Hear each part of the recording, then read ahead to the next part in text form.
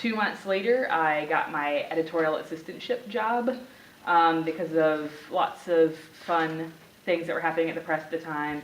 And so I kind of just fell into it a little bit. But what is so great that I learned was, unlike trade publishing, where I was most likely going to be working just with fiction or just with poetry, and I'm a poetry person, so I was like, yay. But I also kind of really loved academics. So I kind of wanted to have one foot in, one foot out, but I didn't want to teach. I had taught and I was done teaching, so I kind of wanted to stay in that world, but figure out a way to also do something that I got to go home at the end of the day for. So this is perfect, because on one hand you're working with academic scholars, working on developing their manuscripts, dissertations, into something that is going to be used by future scholars, but something that also has potentially trade value. So you kind of one foot in, one foot out. So I kind of fell into it, knowing that publishing was something I wanted to do, but turned out to be able to work both in academia and in publishing, and kind of combine both things that I really enjoyed doing without having to actually teach. And so, this may be something that some of y'all are thinking about, ways to kind of stay in academia, but not necessarily within a teaching role. So if that is something that you're interested in, academic publishing, scholarly publishing, is a really excellent way to do that. Because you still get to read a lot of scholarship and work with a lot of scholars and use what you know well, while also kind of working in a publishing role.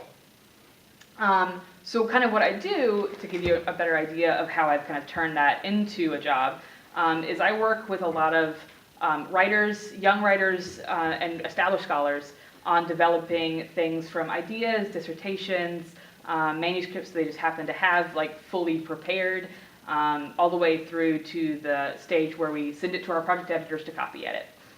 So to give you a clear picture, there are 4 departments at our press. There's editorial, production, marketing, and business. I work in editorial.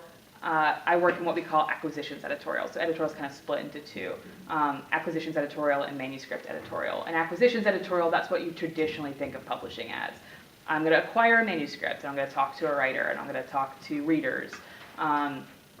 So that's what I do. I work with the acquisitions editor, Vijay Shah. He acquires a number of fields. They do not have to be an expert in any one of these fields in academic publishing. We use peer review to kind of do that work for us. So he acquires an African American studies, history, American studies, Caribbean studies, comic studies, media studies, science fiction studies, and Southern history. I use this as an excuse to read a lot of comic books, which is, I'm like, oh yeah, it's $20, but it's for work. And a lot of what I do is I talk to these scholars, I kind of help them prepare their manuscripts, I work with my editor, creating documents for our board to get books approved. So I'm kind of ushering books along with my editor and I are kind of ushering books along from the idea stage all the way through to a manuscript that's ready to be copy edited. And I've been at the press just long enough now where I've seen books that I worked on from the beginning come out as a book, and that's incredibly rewarding, especially when you see your name in the book, which is quite awesome. And we also just get a lot of really interesting opportunities. Like if you're a comic books nerd, like I am, we have this weird working relationship with Chris Ware. If you read any comic books, he does Building Stories. It's amazing. It's incredible literary fiction kind of comic. And we have this working relationship with him where he designed a lot of covers for us, and I have his email address. It's weird. And he's the nicest guy ever. So there's a lot of really interesting opportunities on top of, the day in, day out, talking to scholars, answering your emails, answering more emails, answering some emails, and working on spreadsheets. So that is the traditional way you think about publishing, and it's great because you can take exactly what you're doing now and apply it to a job that actually is kind of fascinating. And you get to see people who genuinely love what they do, and you get to help them create something that they've spent 5-10 years on. And that's incredible to be a part of. So I'm going to turn it over to Courtney, who can tell you more about the marketing end of those kinds of books. Excuse me while I lean into this conversation. Okay, so I was always a really creative kid growing up, and always wanted to be a writer, always obsessed with books. I think by the time I was 4, I maybe have written my first manuscript. I think it was about a cat and a hat and rats or something like that. And so, you know, I went to high school, I went to college, I went here, and Dr. Kardos was my teacher, and got my degree in creative writing. And then I graduated, and things got real quick. So it turns out you have to have money, and you have to be able to survive and like pay rent and buy food and stuff. And so I was looking for a job that kind of, you know, that I would be passionate about and that I would want to do, because it turns out that writing doesn't always pay all that much money. And I knew going in, sorry, I speak box. I knew going in that I didn't want to be a teacher. And so writing was not paying anything, and I didn't want to be a teacher. So my goal was just to try to find something that could kind of keep me in the world of writing, to like network and to have a community of writers, but that also paid me enough money that I could live. And so I had applied to all types of copywriting jobs, editorial assistant jobs, at publishers all over the country, just trying to find something. And then randomly, I had a friend who told me likewise about the University Press, and I didn't even know what the press was. At the time, it was just a job, and at the time, I really wanted to work in the editorial department, but the only position they had open was in the marketing department. So I took it thinking, well, this will just be my foot in the door. I'll go, I'll get another item on my resume, and then I will move on. So I got to the press, and it turns out I really like the press and really like what I do. And so I'm going to tell you a little bit about marketing. So Lisa kind of talked about editorial, but there's a whole other side to publishing, which is the marketing side of it. Once her job is finished and the book actually exists, it becomes our time to start trying to sell the book. And if you're someone, which I imagine if y'all are English majors, you are someone who really likes books, this is a great chance and a great job to have, because basically your number one goal is to be super passionate about this book and to sell it to other people. So the University Press of Mississippi's marketing department is made up of the marketing director, the metadata and course adoptions manager, the direct mail and exhibits manager, the marketing assistant, and then my job, which is the publicity and promotions manager.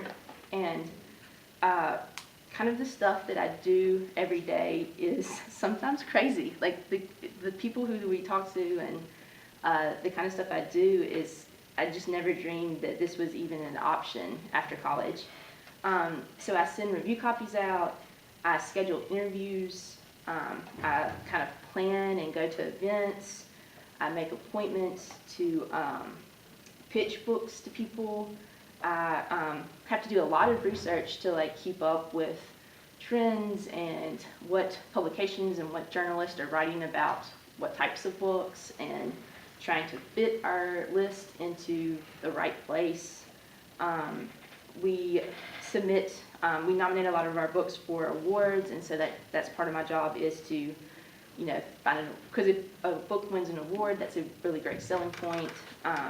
And so to try to find a place for this book to be awarded or to be interviewed or reviewed, that is my responsibility.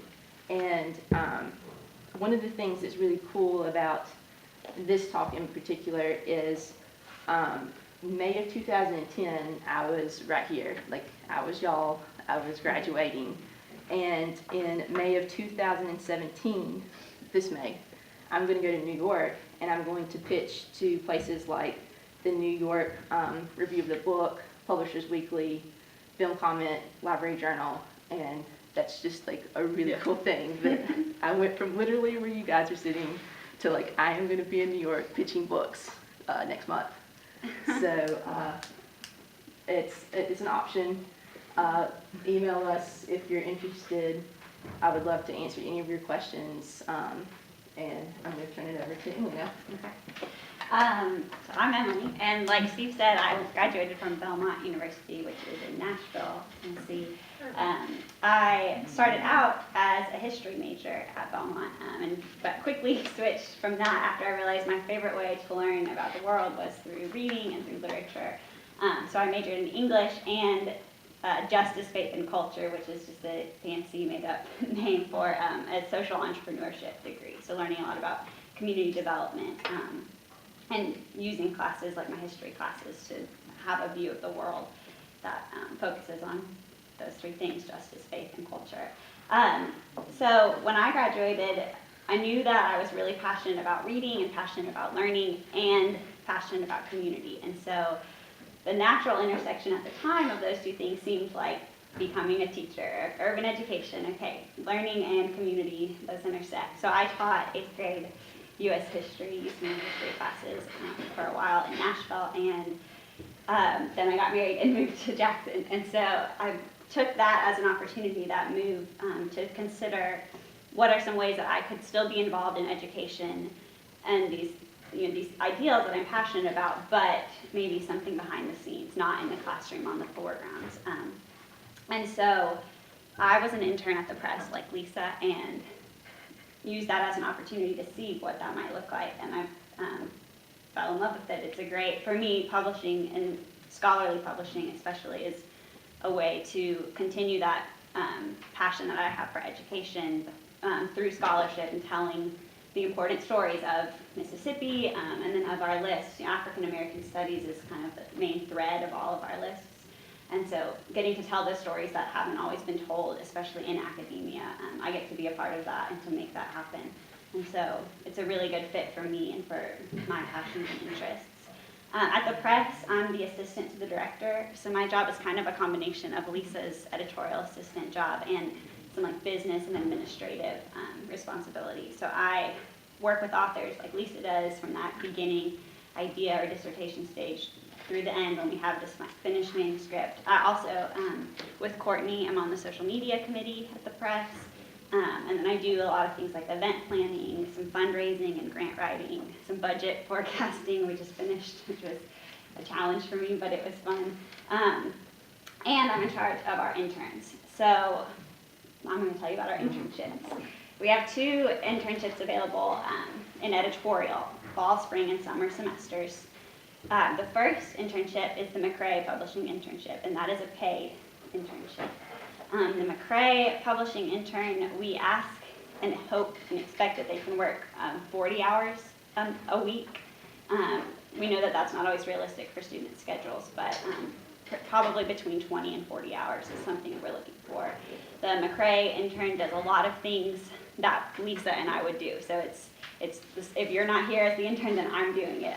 Things like sending manuscripts out for peer review, soliciting endorsements for books, preparing our board materials that we present to our editorial board, creating launch forms, which are basically book reports that we share with the rest of the staff.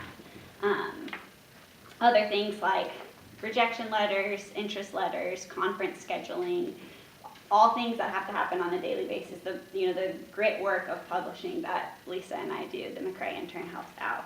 And in exchange for that work, the McMurtray intern is paid about $500 a month, depending on the total hours. So it's usually about a $1,200 to $1,500 stipend.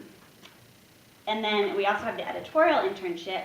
Editorial interns are not paid, but we do offer course credit for their work. We expect them to work about 8 to 15 hours, so it's significantly less time work, but they still help out with a lot of the same things that Lisa and I would be doing, things like sending out those rejection and interest letters, preparing book descriptions, proofreading them, and proofreading indexes, captions, checking permissions, and then your more like day-to-day tasks like filing and copying and scanning. Both of those internships are open now. We're hiring for the summer, and the application is due April 10th. So I brought information on both of the internships if you're interested. If you think that after hearing us, scholarly publishing is something you're interested in, I would strongly encourage you to apply. Like Lisa said, it's a great way to keep one foot in academia and one foot kind of in the real world in a business and publishing. And it's a great, interning with us really will give you a sense of whether or not publishing, especially academic publishing, is for you.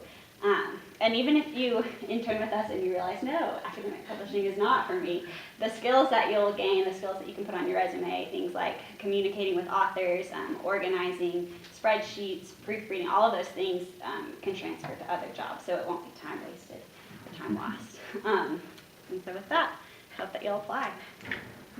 And you were a McMurtray intern? I was. Right, and Lisa, you too? Yep. Right, so as you see from an intern pattern, getting the foot in the door is not just a tired old metaphor, right? It actually does occur that there is turnover at a press, and when we've seen someone exhibit responsibility, the first thing we do if we find that someone is reliable and responsible is give them more work to do, which can include full-time work. There are many things up here at the front that I don't want us to forget about mentioning, and we can charge at those here after we're finished. But I thought if you all have any questions right at the tip of your tongue, we'd love to answer your questions. But if not, I'll ask some questions of the panel. I see one already. Good. Is it Courtney? Yes. So my name's Morgan, first of all. Hi, Morgan. In addition to being an English major, I'm a communication major with a public relations emphasis. Okay, And cool. so one of the things I've learned is that marketing and public relations are technically two separate fields, but I was wondering if the marketing sector at UPM has like a public relations person like writing news releases, or if that sort of falls into you. That's me, yeah. Yeah, I write all of our news releases. I wrote like some of the copy and stuff for some of these documents over here. The catalog, like Steve and I pretty much write. And then, yeah, so, and like Emily mentioned, which I forgot to mention, is the social media. So I'm also the one who's creating copy for all of that kind of stuff as well. Do you do any graphic design or? I mean, we have, like, for social media, we have Canva, which is, I hate to say that, yeah, I do a lot of graphic design because it makes it seem like I do, like, have this talent, but Canva is a program that makes graphic designing very easy. And then I work with, like, InDesign and Adobe a little bit because we paid someone to create it. So the flyers that you see here, we paid someone to create that template, and then I just go back in and insert the new covers and the new text when stuff comes out, and we kind of rotate the covers since they're only one page. Pretty often we end up having to update them with the new covers, and I do that, so a little bit of graphic design. Oh, Yeah, no, thank you. Any other questions?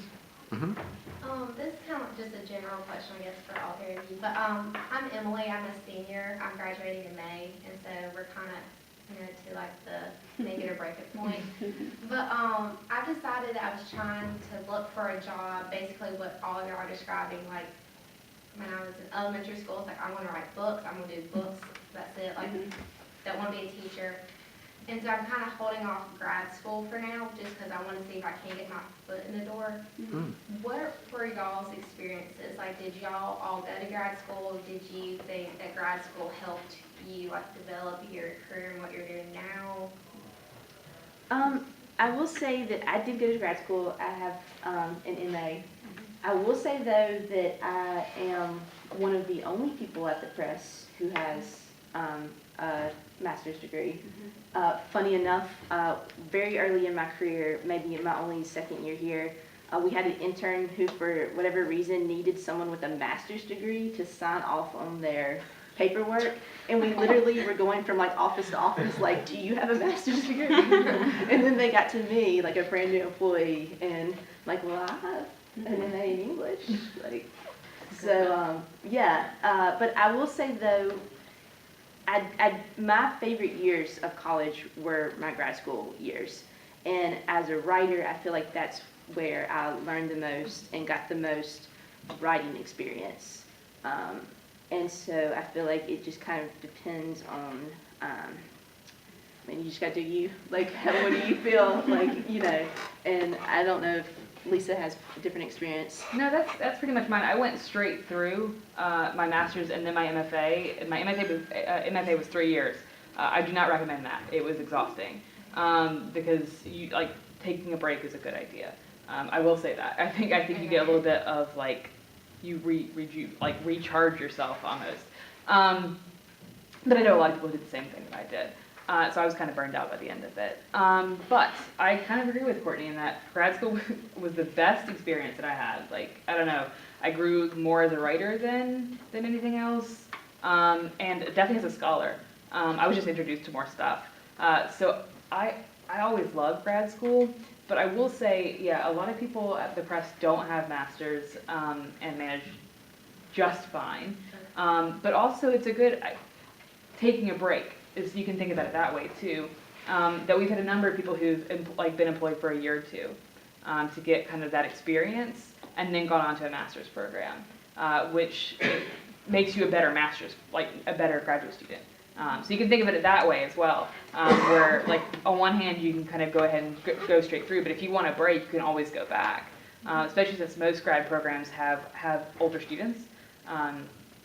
Ranging, anywhere from someone who went straight through to a lot of students who took a couple years off and come back with some life experience, I guess, but also some perspective, which is always useful for grad school. So you can think about it that way too, which is grad school is always the option that you can come back to. I didn't go to grad school, so I can't speak to whether or not those years are better than your undergrad years. But I will say, I think at least at our press, and I would think this trend is true of other university presses, that experience is probably a little bit more valued than your educational background. So if you are interested in publishing, doing an internship with us or elsewhere is probably a smart move. That's a good way to get your foot in the door. And if you see that you have publishing on your resume, I think that speaks just as loudly as having a master's degree.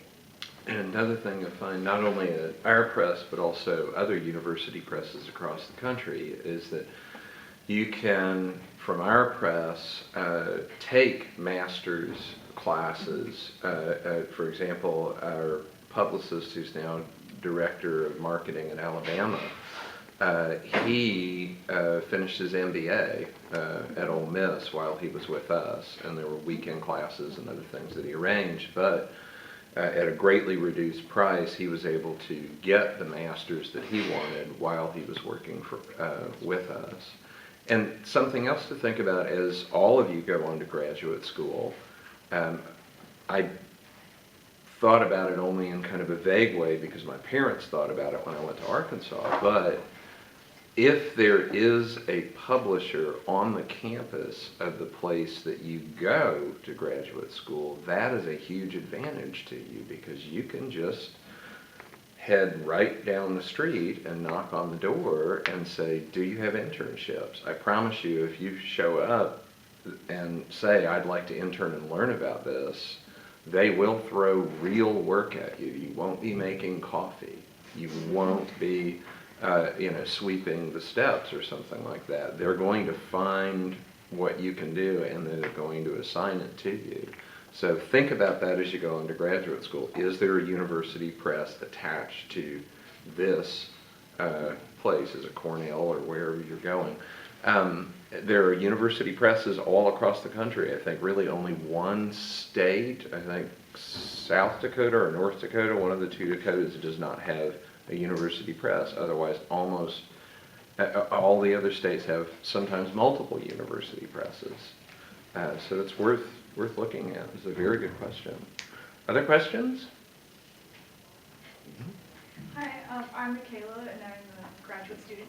So, I work over at the Mississippi Quarterly, and one thing that I do over there is I mostly like check for plagiarism and sources. How much of that do you do, or any of that? That's mostly the editorial, so I'll let Lisa answer that. But I will say that there's been a couple of fun moments where we've called plagiarizers, and it's just like CSI, and it's the most fun thing ever. Yeah. But anyways.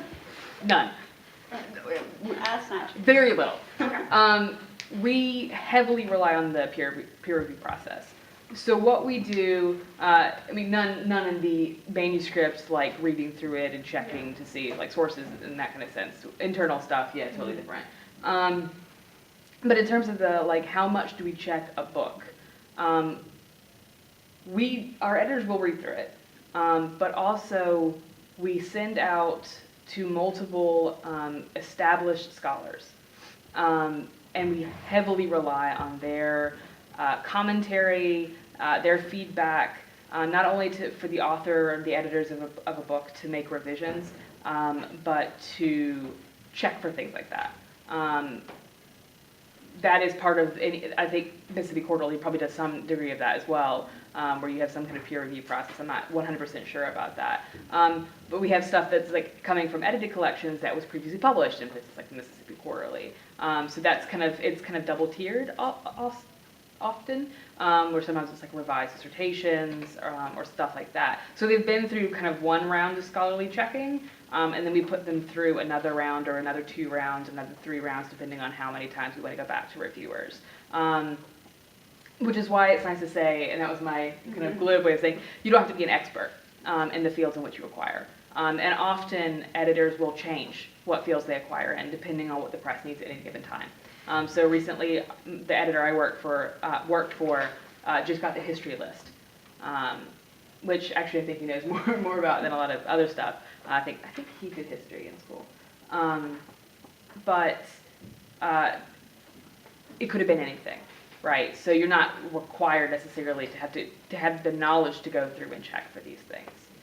So, Emily, what kinds of experiences? Yeah, I mean, we don't use like a software or a system, but Lisa and I both, before we send those manuscripts to our project editors for copy editing, go through the entire thing. And I never read the entire thing, but I'm looking for obvious signs. So I found a few places where the font changes, and then I will usually take that paragraph and plug it into Google and find, oh, in fact, this 2-page biography is written by someone else. And so I found a few instances like that, but it's usually the kind of thing where we say your sources aren't cited properly, or you don't have permission to use this huge chunk from this source, so we'll need you to cut it down. I've never experienced any kind of like actively belligerent plagiarism. And we'll ask for permissions too. So if someone has like a long quote or something like that, we know typically what the percentage is and what like the word count is, and say, okay, you've hit 300 words on a quote, you probably need permission for that, or song lyrics or something like that.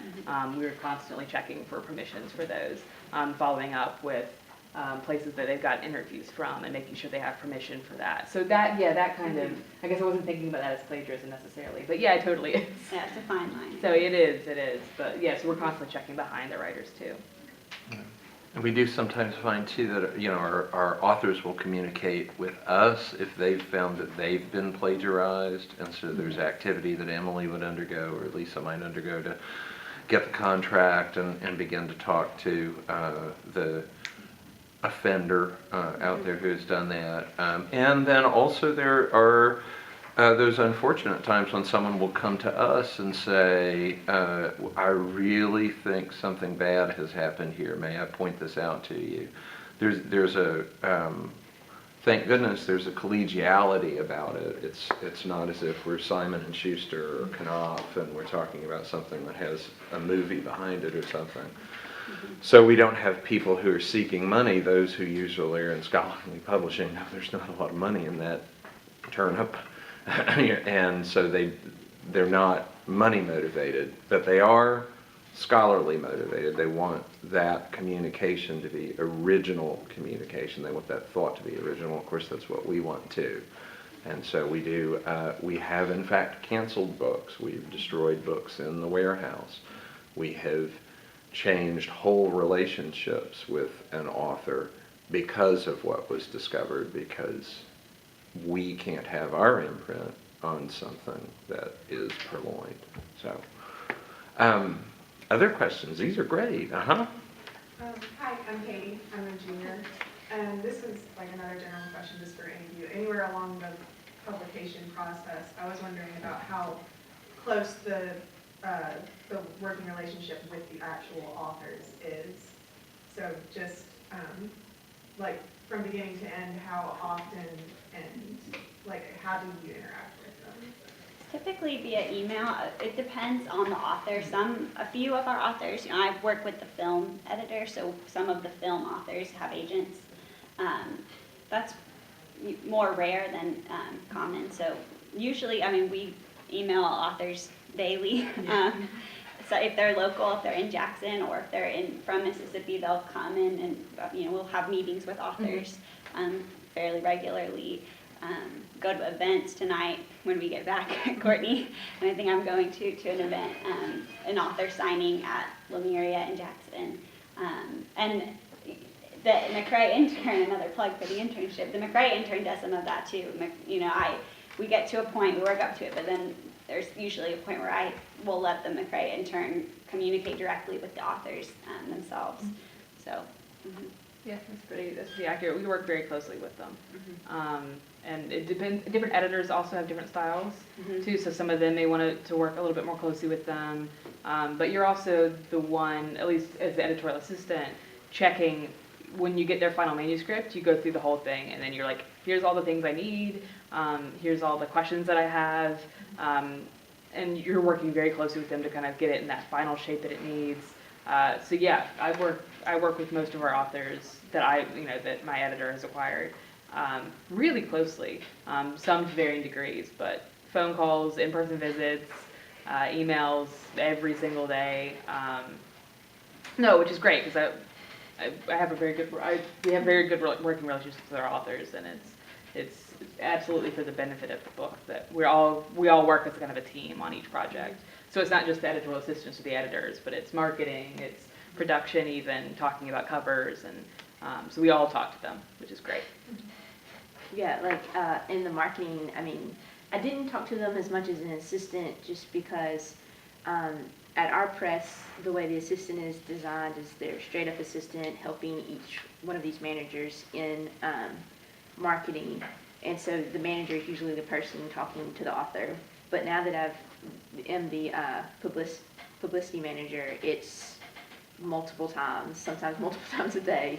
And it just kind of depends on what book it is and how local they are, and whether it's like a true scholarly monograph or if it's more like a tradey regional book, like more tradey regional stuff. They usually do a lot more interviews and need a lot more organizing and stuff, which means a lot more communication and emails. So it just kind of depends on the author, really. And there's a lot to explain too to many authors, because it's just, publishing a book is a weird thing to do.